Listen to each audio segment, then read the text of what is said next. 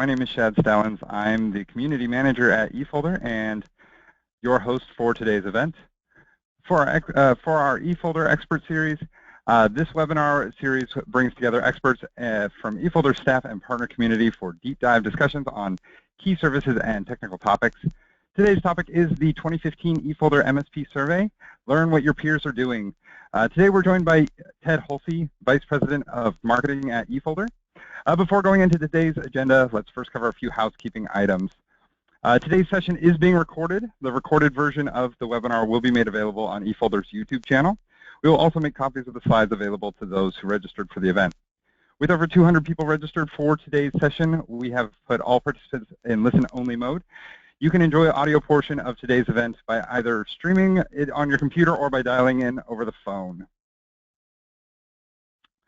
Today's webinar follows a logical flow. After introducing the guest, we'll go over the survey. We'll go into partner demographics, including company size and verticals and annual revenues. Next, we'll go over the top hardware, solution, firewall, and security vendors that MSPs are working with today. Finally, we will discuss some of the challenges MSPs are currently facing, how to overcome them, and what key opportunities are. Questions are strongly encouraged throughout. We have planned a special Q&A section at the end of today's discussion, but you may submit your questions as we go, and we will try to do them on the fly. So let's meet our expert guest. Ted Hulsy is the Vice President of Marketing and is responsible for overseeing the marketing and lead generation efforts for the company. He has over 18 years of experience in IT marketing.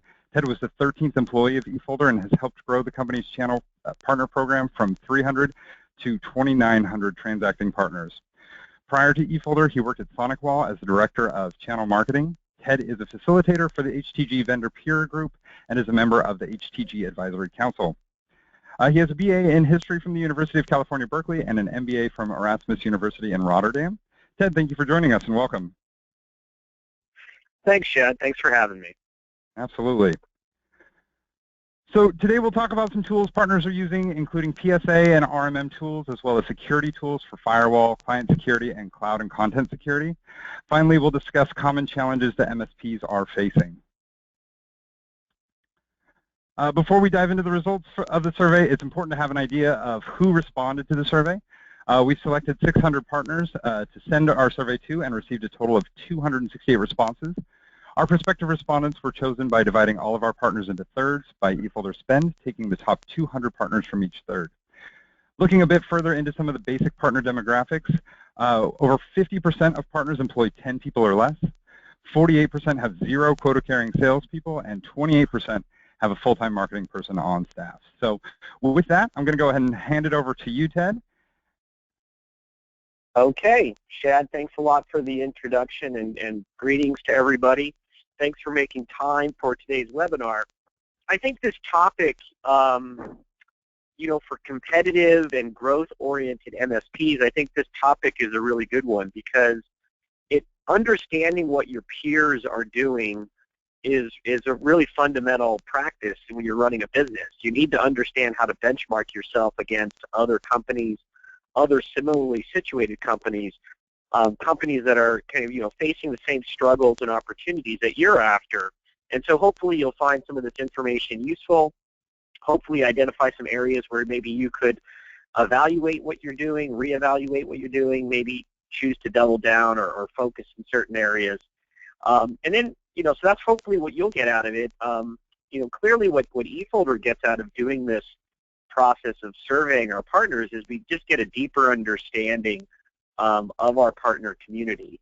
You know, we actually did this survey last in 2013, and at that time, we were actually pretty inspired by a talk that Robin Robbins gave, where she just, you know, was really explaining how if you're going to do, you know, really good marketing, you need to understand your client. You need to understand, in our case, our partner community, because eFolder's wholesale customers are our partners. But I think the opportunity is for you as well out there to, I mean, the question I would pose back to all the partners that have joined, do you have a deep understanding of your clients? And if you're not doing yet some sort of survey or client count or something like that, I would encourage you to do it.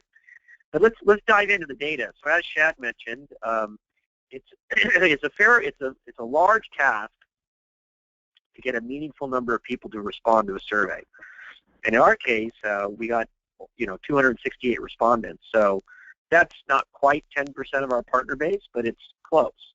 And that's a pretty representative sampling. And as Shad mentioned, we polled the top third, the middle third, and the bottom third in terms of the amount of spend or money or wholesale revenue each partner delivers to eFolder. So I think we got a good broad spectrum of our partner community.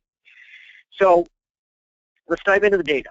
How did people respond? So first of all, how long are you partnered with eFolder? So you see that the over 75%, call it, have been doing business with us for 4 years or less. But what we're real proud about is that there's a significant number of partners that have been doing business with our firm, 5, 7, and even longer. I mean, we have some partners that have been with us for over 10 years. So that just gives you a sense of in a growing business, you're going to have a lot of different ages of clients, but you want to see a lot of highly loyal and long-standing clients as well, of course.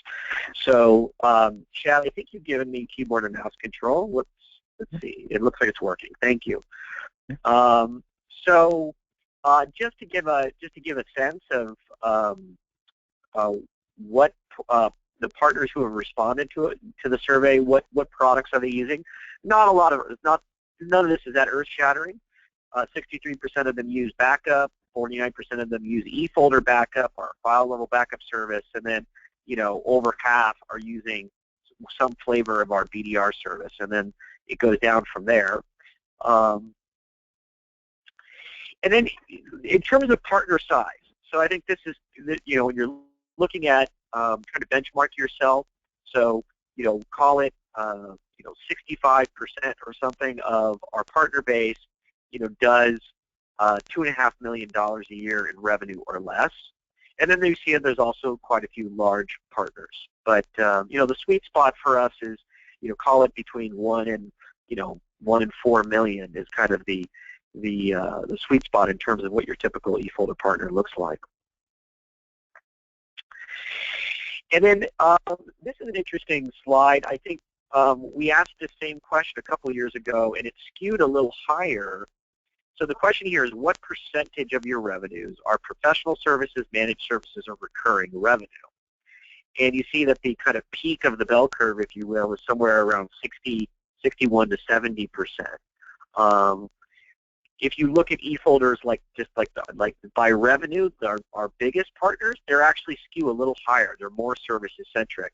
I think when you take a larger swath of our partner community and look at it, this is more typical. I think what you find that a lot of companies that have made the migration to managed services, that clearly have that as a business strategy today, services revenue will make up upwards of 70 or 80%, and then there'll be still a small piece of revenue that is product oriented. But that's over time, I think that's a declining number. That's a business choice, whether you want to take on the sourcing and distribution of product to your clients, or whether you just want to direct them to the right outlet for the product. But what you said, the main observation you can make, and I want to apologize up front. I'm struggling with a cold, but the show must go on. So if I have to take a moment to sneeze or something, please excuse me. But what I think the main takeaway on this slide is that eFolder's partner channel is very services centric. These are companies that are focused on managed services, focused on delivering a fully outsourced IT solution to their clients, usually on an evergreen or monthly recurring basis. So in terms of headcount, you see that really, again, 65% or 66% or so of the partner community has 15 employees or less, and then you see we have a swath of partners that are larger. So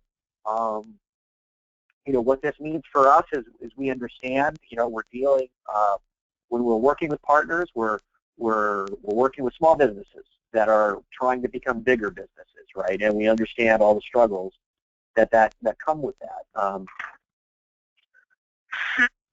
eFolder, we now have about 181 employees as a company, but we were a much smaller company just a few years ago.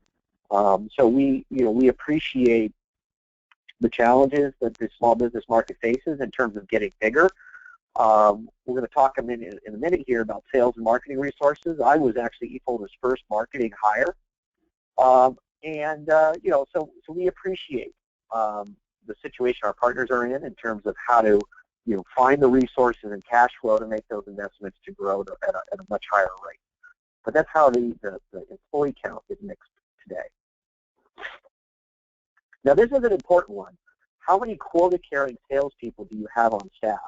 Almost 50% of our partners have no quota-carrying salesperson on staff. That usually means that it's the business owner who's doing the bulk of the sales, and then another 22% have at least one.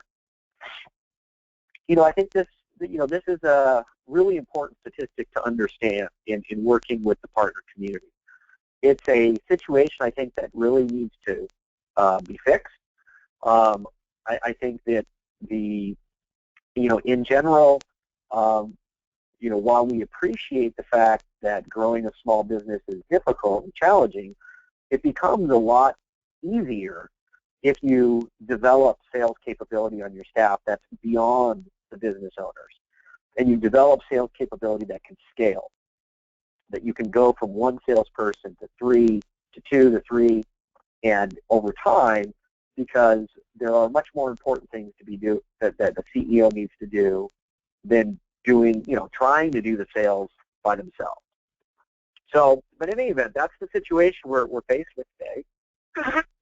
That most of the leads, in most cases, the marketing, it's very much a referral-based business, and the business owner is the one bringing in a lot of the new revenue. But the real challenge, I think, for partners is how do you grow? How do you add that first quota-carrying salesperson and get them to work out? I've come across in all the years I've been working with partners, there are many, many business owners who have hired and fired 5 or 6 or 7 salespeople over the years, and that's a big investment to be making in people that don't work out. So I think it's an area where MSPs really need to focus and crack the code on how to do this and get this going in the right direction. And again, I invite your questions as we go along. Shad's going to be monitoring the Q&A log, so if you do have any questions or want some additional commentary on any of these points, please do ask. Now, the next question we asked is, how many of you have a full-time marketing person? And this number actually has grown, I think, in the past couple of years. I think folks like Gary Pica and Robin Robbins are doing a really good job, I think, with developing marketing capabilities in the channel. And people are understanding that, again, like with sales, you can't do marketing well if it's a hobby. You can't do marketing well if it's a Saturday afternoon project you're trying to crank out, or 2 or 3 hours. It's got to be something where you've got eyes on it during the business week, 24/7. And so the number of people with a full-time marketing person is increasing. I think the next big thing to look at would be, do you have the right person as your first full-time marketing resource? You got to, again, resources are a challenge, of course, and people cost money, but I think it's always a good question to ask whether you've got somebody who can kind of take your company to the next level and be with you for 5 years or 10 years and really make a big impact on your growth. But there are positive signs here. I think the thing that I would comment on here is that I hope that the 28% of the partners that have a full-time marketing people are the partners that have 2 or 3 salespeople. Because in my opinion, it's much more important to crack the code on the sales front first before you add the marketing resource. And the reason for that is just you've gotta master the process of having a salesperson with a quota, with a manager, even if you're the manager, getting out there and getting new revenue in the business and getting new accounts or servicing your existing account base. And then when you get to a point where you've got 2 or 3 salespeople, then you have to start having the problem, which is the salespeople need leads. And when the salespeople need leads, that's when you need the full-time marketing.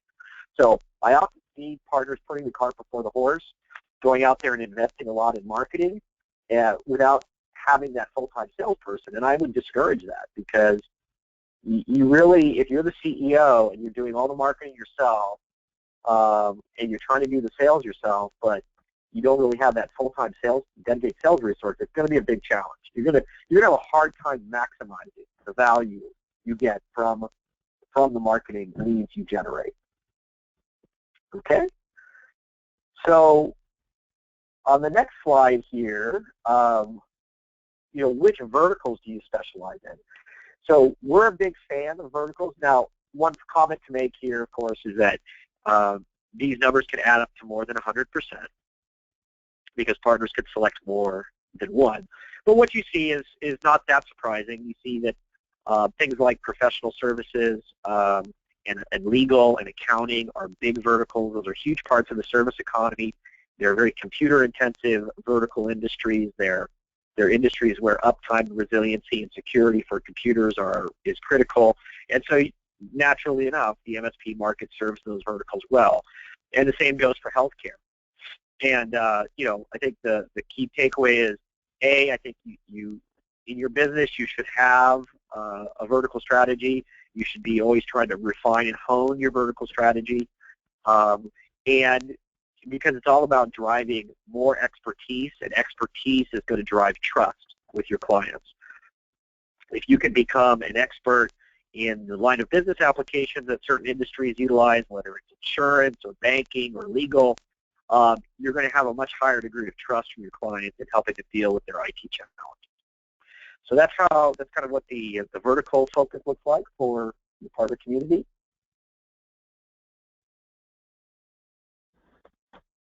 And then on this slide, we asked which professional services automation package do you use? And you see that a huge percentage of eFolder's partner community is shared with ConnectWise.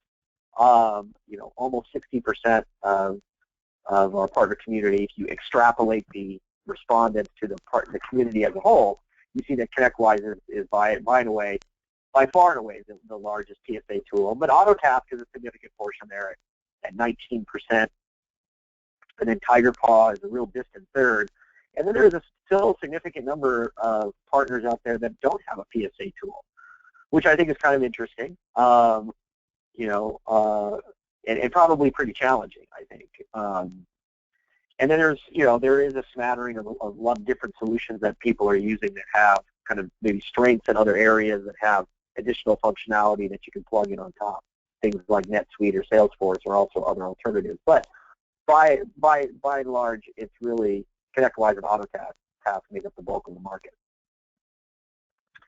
And then which RMM tool do you use? A much more diverse picture. Just to make some comments here on what we've seen evolve over the past 2 years, I would say LabTech is picking up share. And so I think when we did this survey 2 years ago, Kaseya had a much larger share. And I think that this is a large enough sample size and we have a large enough partner community that I think you could probably extrapolate to the larger market a little bit from what we're seeing in the data. And I think it seems like Continuum is stable, Kaseya is losing share, LabTech is gaining share. And then, several of the other players are doing a good job. And I think SolarWinds Enable under SolarWinds leadership, I think the Enable franchise has continued to do quite well. So those are a couple observations I would make in terms of looking at the data in 2015 versus 2013.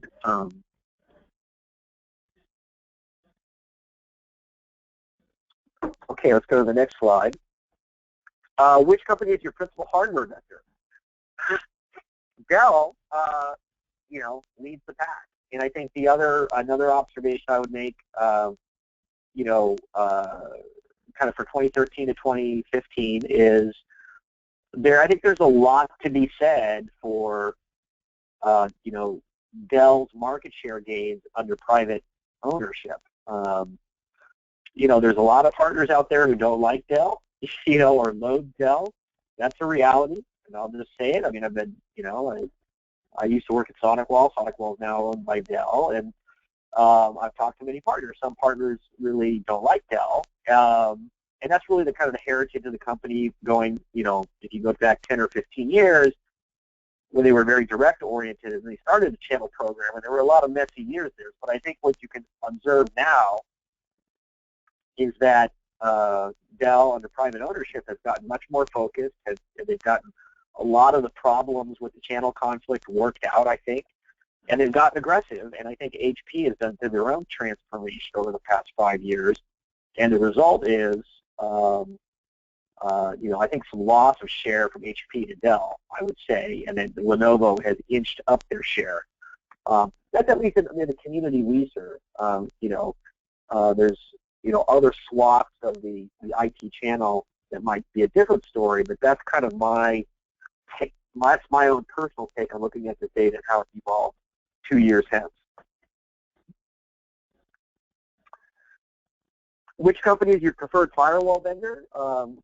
This was interesting to see for me from a personal level, but huge overlap between the eFolder channel and the SonicWall channel. I think Cisco and WatchGuard, Cisco, I think has a pretty stable share, and WatchGuard has held its own, I think, the past couple of years, and the Sophos franchise, now that they have several different firewall brands, has become pretty substantial as well. But a lot of overlap between the Dell SonicWall channel and eFolder. And then this question is, which is your preferred client security vendor? And this slide is, this is a market where you have a lot of evolution. I think the line has blurred, I would say, a lot between what is an endpoint protection solution, an AV and anti-malware solution running on the host versus something that's more cloud-centric and doing a lot of analysis of the potential malware threats in the cloud. So this market is continuously evolving, hyper-competitive, much larger, more diverse, massive, and therefore it can support more vendors with smaller slices of the pie, if you will. But I think the interesting things we're seeing here is that some of the traditional players like McAfee and Symantec have been losing share in the channel, and folks like Kaspersky, Bitdefender, Webroot have been growing share pretty substantially. And then you have other guys like Trend and Viper, who I would say has kind of held their, and AVG, who have kind of held their own. But it's pretty interesting. Webroot's, Webroot has really come on strong in this market in the past couple of years. They've had a very successful distribution relationship with ConnectWise and LabTech, and so again, maybe that's what's coming out in the data here, is you have a lot of Webroot adoption by a lot of the eFolder channel. So, when you ask about kind of content security, so this would be kind of more like, web filtering and anti-malware running at the gateway. OpenDNS is a big player as well. So, what's pretty interesting to figure out is that Webroot and OpenDNS are actually used in a lot of partner deployments simultaneously. There's some functional overlap, there's some competitive functionality, but this is an area where I think OpenDNS has done a pretty good job carving out a pretty strong position in the channel, especially in the MSP space, where you use the OpenDNS solution as an alternative to, say, a content filtering package running on like a firewall, like a SonicWall, because you get, it's kind of like the content filtering is the table stake or the commodity, and then the anti-malware capabilities is really where you get some really extra value for your clients from a security perspective. So I think that's where OpenDNS has made great strides, and it shows up here in the numbers. Nothing that earth-shattering here. What are your preferred distributors? Ingram, Senix, Tech Data.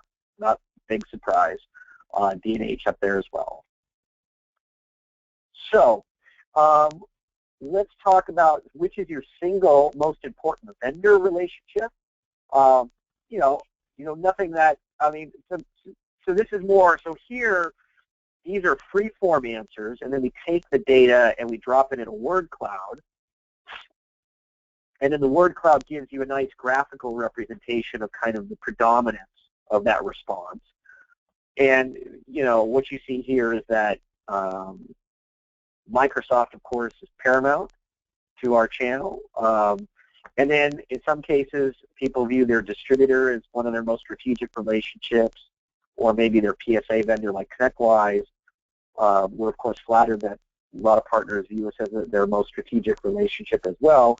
But you see a lot of the other names you'd expect to see, folks like Continuum or Lenovo up there as well.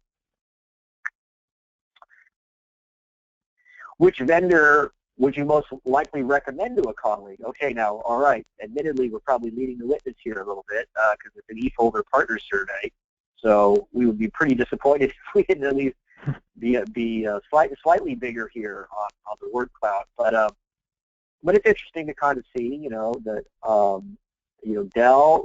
Dell has, I think probably Dell, the conclusion I come to is either love them or you hate them. There's not a lot of in between with Dell, but again, some of the same vendors we saw on the prior slide, show up here predominant in the word cloud.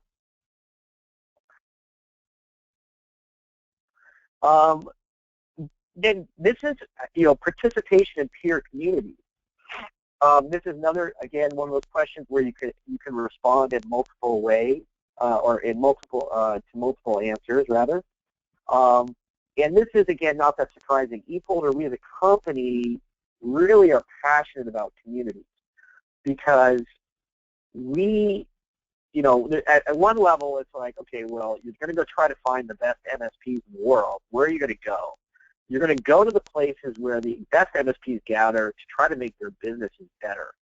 You want to recruit partners that are working on their businesses, not just in their businesses. If somebody's really focused on doing better marketing in their business or doing better sales or having a holistic approach to evolving as an organization, then you are going to get a better caliber of partner.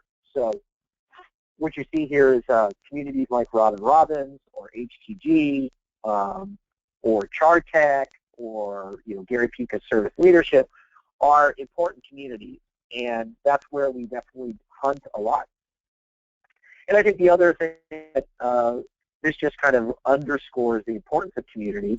Community is very valuable to partners because this is the way to best. I think the reason you attended today's webinar is because you pay attention. You want to pay attention to what your peers are doing and learn from them. And in this case, a lot of these communities are the places you can go to get really deep relationships and knowledge from your peers on how to build a better business. So that's where we focus our energies as well. So just a couple more slides here, and then we'll go into full Q&A mode. So please, if you have questions, use the Q&A feature in the GoToMeeting, and we will be able to address your questions. So this question was, what do you consider to be the most significant issues facing your business today?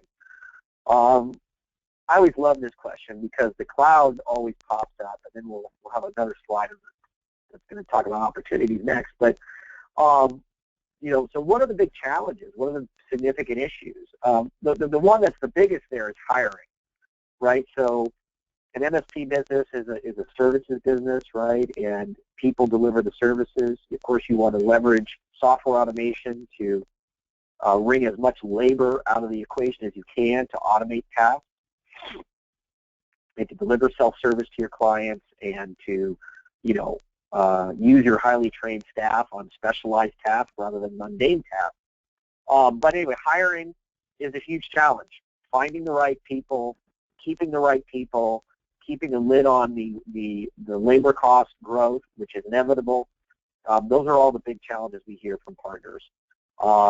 Of course, finding new clients is another big challenge. How do you get a steady stream of leads and qualified prospects and new clients is a big challenge. And then things like security, are a big issue. I think the impact of ransomware, even with all of the tools we just reviewed, everything from firewalls to network-based security to host-based protection.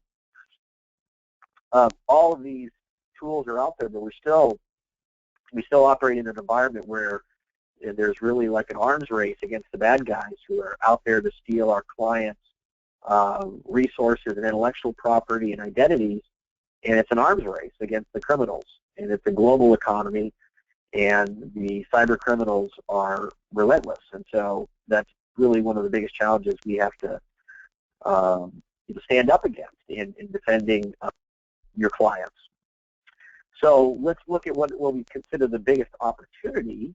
Well, let's see here. So I guess the opportunity slide will be in a couple, but let's just talk about challenges, just the key findings in terms of challenges: finding and hiring technical talent, identifying the right solutions, and keeping up technically is a never-ending problem and challenge. Educating clients and prospects on the value of cloud solutions. So, the challenge with the cloud is it can be an amorphous topic. There's good news in that. If something's amorphous and confusing, then that gives you the opportunity to position yourself as the expert. But it requires a lot of effort to get out there and disabuse clients of the wrong notions they may have about the cloud, and of course lead them on a path that's going to be the right solution set for them at this point in time. I think that's probably the biggest challenge I think everybody's facing right now, is there's so much marketing around the cloud. There's so much confusion around it that clients are asking questions. And sometimes they're asking the right questions, and sometimes they're asking the wrong questions. Or sometimes they're maybe pushing the conversation where you don't necessarily want it to go, and they may not even be realizing what they're asking for. So I think those are some of the challenges I've heard about in talking with partners about just the proliferation of cloud marketing. And then just the commoditization of services. Commoditization is a problem in every industry. I think it's a perceived problem in managed services, but I see so many wonderful ways to differentiate what an MSP does that I don't feel like this should be a huge challenge for everybody, but it does require a lot of focus in terms of how you price and package, how you promote, how you build out complete solution sets for your clients, and that sort of thing. So, but that's some of the feedback we've heard of late on challenges. And then what's the biggest opportunity? By the same token, the cloud and managed services is the biggest opportunity ahead for the channel. And of course, doing these things in a secure manner, not losing sight of the need for security as we migrate clients to more cloud-based solutions and applications is, of course, paramount.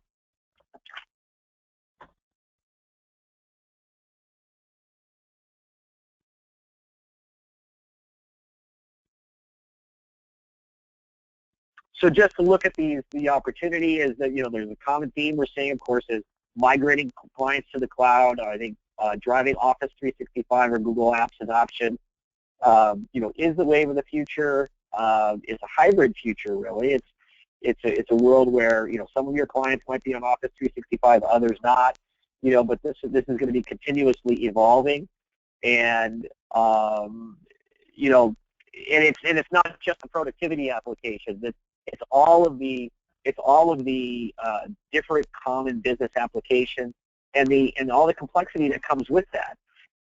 And then, of course, how do you continue to drive more recurring revenue streams in your business?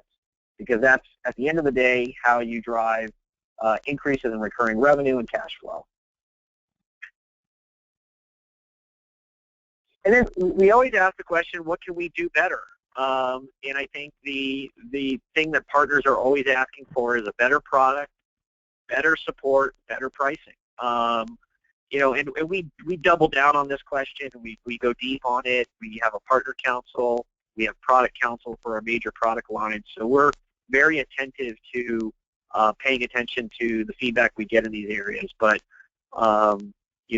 one of eFolder's core values is continuous innovation, and we're always very focused on delivering on that and making sure that it's not just better products, but also the right product at the right price for you, so that you can go out there and drive really good profit in your business.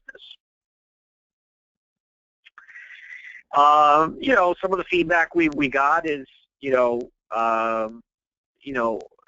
eFolder acquired Anchor, and we kind of went slow and steady on the integration, and maybe we should have gone a little faster on that. But just, I think the big opportunity we have as a company in terms of working with partners is to make sure partners that came to us first with Anchor understand what they can get in terms of advanced backup functionality and BDR functionality from eFolder, and then partners that have historically been working with eFolder on BDR or backup, that they are embracing the opportunities with FileSync. Those are some of the things that jump out at us in terms of areas of improvement. And Ted, if I may, before you go on, take the opportunity to pitch. We do have a webinar coming out later this month that will be focused heavily on Anchor and the product roadmap, so that any of our partners that are interested in kind of knowing what's coming down the pike, because we have addressed some of those concerns from when the survey was launched, might be interested to know kind of what's coming in the future there as well. That's right. We're going to, and our CEO Kevin Hoffman and Pierre Tapia, who is one of the founders of Anchor, will be showcased on that webinar where they'll be talking about the Anchor roadmap. So just to kind of summarize before we go into some formal Q&A, here are some things that jump out. In terms of applications that are central to our partner community, ConnectWise, PSA, and LabTech are near the top of the list. In terms of security vendors who have a lot of synergy with what we're doing, Dell, SonicWall, WebRoot, and OpenDNS all have significant market share, if you will, of the eFolder partner channel. And why that's important to us is we view so much of what we do in terms of backup and business-grade file sync as highly complementary to security, because it's always a one-two punch. If you're having a conversation with clients around the dangers of ransomware, security and defense in depth is all about, having layers of security, but your last line of defense, of course, is your data protected? Is your data backed up? Is it backed up to a redundant location? Are you using BDR for fast recovery? And in the case of business-grade file sync, business-grade file sync is a response to the adoption in the workplace of consumer-grade file sync solutions, which are uncontrollable, highly insecure, can introduce data leakage risks, can contribute to compliance violations. And so virtually everything eFolder does kind of works hand in glove with security solutions, because they're really two sides of the same coin. And really some of the biggest missions of an MSP is to protect the data privacy and security of clients and their data. So to summarize the key partner challenges we heard: hiring technical staff, identifying new potential clients and recruiting them and onboarding them, and then the move to the cloud is both an opportunity and a threat for our partners. Excellent. Well, this has all been really, really great information there. So thanks for going through that for us there, Ted. A couple questions we have for you before we dive into our Q&A log here. So based on the data we've looked at today, what are some of the trends you think will shape the managed services industry the most in 2016? Well, I think, as we've talked about, the shift to the cloud is the big trend. And the thing I think from a business perspective that partners need to think about is, how am I going to deliver the same managed services value proposition when lots of the workloads have moved from traditional on-premises infrastructure to the cloud? And I think one thing that's important to mention is that it doesn't, just because a client is using Office 365 instead of an on-premise Exchange server, doesn't mean that life is that much easier. A 25-person business is no more capable of managing their Office 365 and dealing with Microsoft support than before when they had an Exchange server, in my opinion.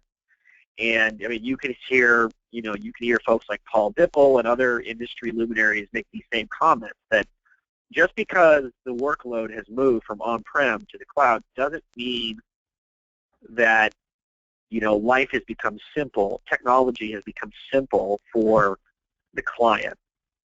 And I just heard this again I was down in Tampa this earlier in the week at the ConnectWise headquarters for our HDD vendor peer group meeting, and we had a client panel. One of eFolder's partners and ConnectWise's partners brought in several of their end user clients, and one of these clients was talking about they're an insurance company, and they use DocuSign, and they use DocuSign for literally like hundreds of agents all over the state of Florida. Now, we've all used DocuSign. We've all signed a contract with DocuSign. Signing a contract with DocuSign is very easy, right? You just check a couple things. It comes up with a little signature, puts your signature in. But if you're the one sending the contract, DocuSign is not that easy. It requires a lot of really sophisticated configuration. It requires a lot of training for the users who are actually sending out the contract. So it's just a good example of, okay, we have what was the traditional process of signing a paper signature has now moved to the cloud, and everybody just thinks, oh, that the cloud is going to be easy. And this particular client was saying, DocuSign is one of our biggest technical challenges in working with these hundreds of agents we have. So I think that the issue that when I look at it is that, yes, it's a shift to the cloud, but I think the MSP industry, you cannot be afraid for the future. You have to seize the opportunity and realize that managed services, managing the cloud is going to be just as big of a business as the traditional business of managing on-premise infrastructure and software applications. The skill sets, the tool sets, the conversations will have to change. But the premise of your job is to make technology seamless, reliable, and easy for the client so they can get their business done doesn't change whether it's in the cloud or on-prem. So that's how I would kind of respond to that first question. Okay, great. So in our survey, we asked respondents about sales and marketing staff, but we heard a lot of feedback around challenges hiring qualified technicians. So from a revenue generation perspective, which should be the primary focus for MSPs, hiring more techs or upping the sales and marketing efforts? I think the answer is hiring salespeople because it's going to be harder. Stop procrastinating on what's going to be really hard. Every MSP who's on the phone today or is going to listen to this webinar on demand knows how to hire technical staff because you've done it before.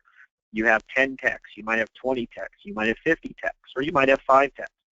The reality is, yes, there's challenges with retaining them, training them, giving them proper raises, making sure they're loyal, of course. But you know how to do that, and every MSP knows how to do that. It's in your bones. What's not in your bones is how to manage an account manager or how to manage a hunter.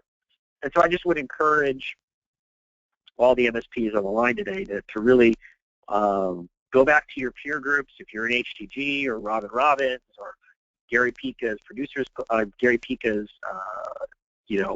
organization, and work with your peers and try to crack the code on this. Do research on it. Talk with people who've done it before you, and figure out how to get a quota-carrying sales team built up in your organization. Because in a cloud-centric world, geography is a little less important.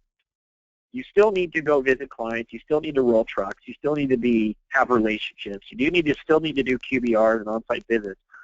But with the emergence of the cloud, the opportunity to serve clients over a larger geography is now available to you. And once geography is wider, you need to be able to engage with prospects across a wider spectrum, geographically or across industries, and you need sales staff to do that.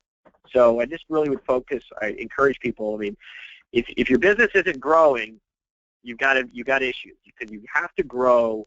You have to grow to drive superior value in your business.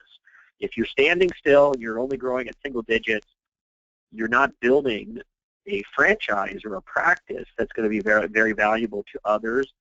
And at the end of the day, it's important to build value in the business so that it has tangible value to potentially acquirer, because that may be your biggest asset in your life, is the value of your business. And so your retirement may be tied up in it. So you've got to crack the code on sales to unlock value in your business.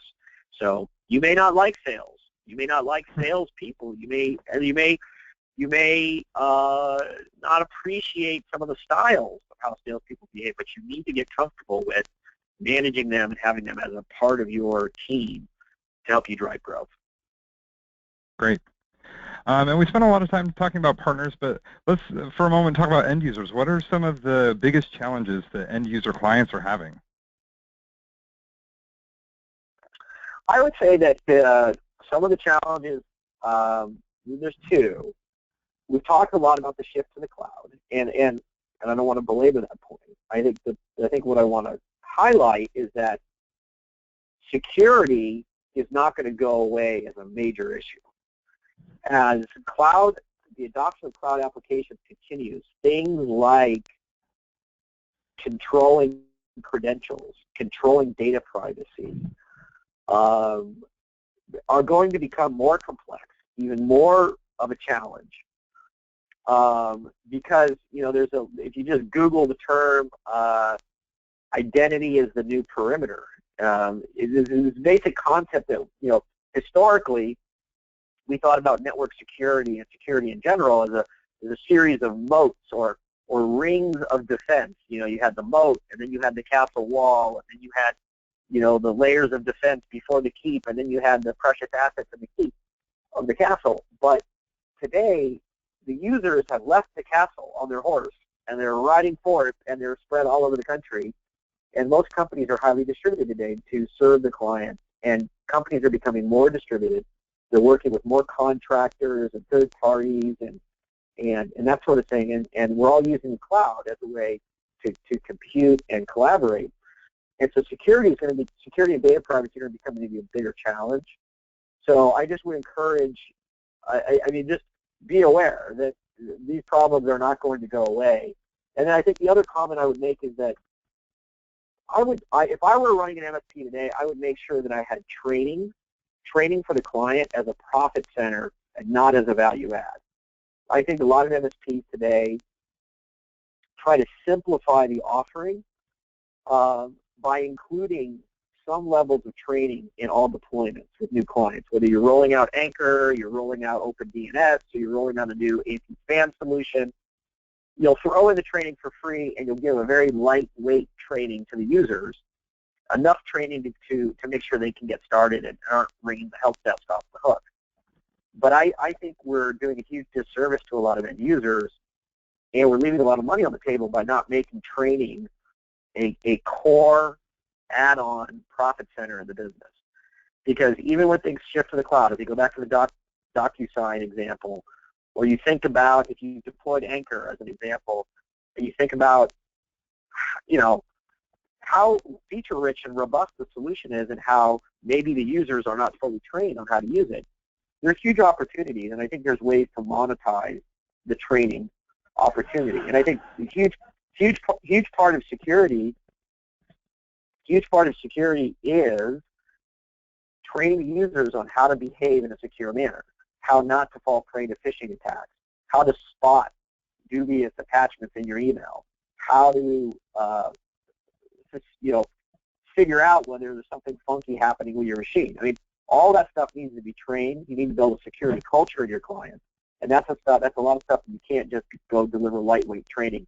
You have to deliver for a fee, paid by the hour training that's going to be very valuable to the end user and their organization. Great.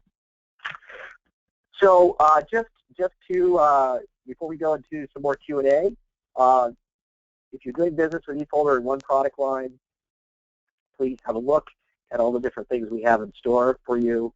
eFolder, we supply business-grade file sync with Anchor.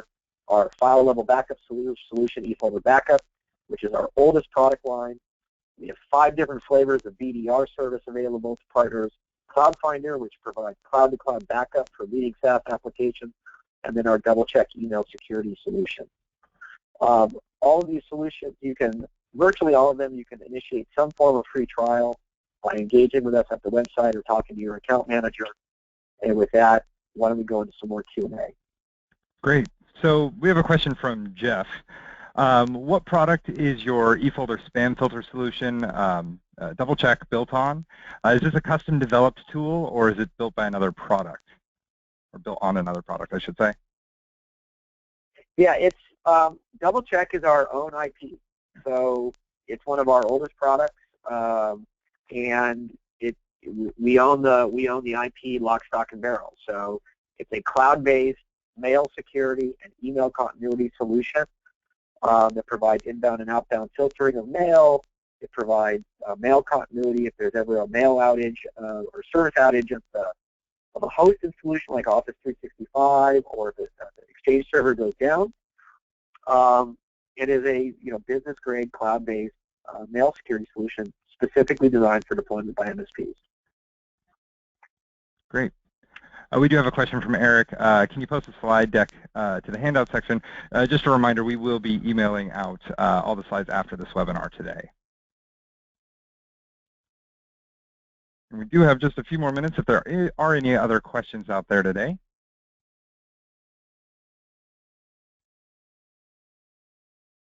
All right, Ted, any last thoughts from you today?